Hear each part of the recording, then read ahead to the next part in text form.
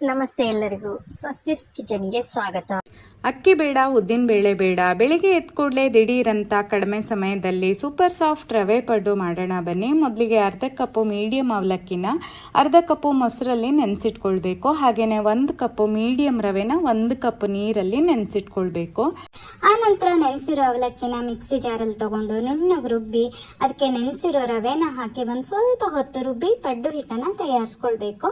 ಆ ಹಿಟ್ಟಿಗೆ ರುಚಿಗೆ ತಕ್ಕಂತೆ ಉಪ್ಪು, ಸಣ್ಣದಾಗಿ ಹೆಚ್ಚಿರೋ ಈರುಳ್ಳಿ, ತುರಿದಿರೋ ಕ್ಯಾರೆಟ್, ಹೆಚ್ಚಿರೋ ಹಸಿಮೆಣಸಿನಕಾಯಿ, ಕರಿಬೇವು ಮತ್ತೆ ಕೊತ್ತಂಬರಿ ಸೊಪ್ಪು ಹಾಕಿ ಕಲಸಿ ಕೊನೆಯಲ್ಲಿ ಒಂದು ಅರ್ಧ ಟೀ ಸ್ಪೂನ್ ಈನು ಹಾಕಿ ಕಲಸಿ ಪಡ್ಡುನ ಮಾಡಬೇಕು.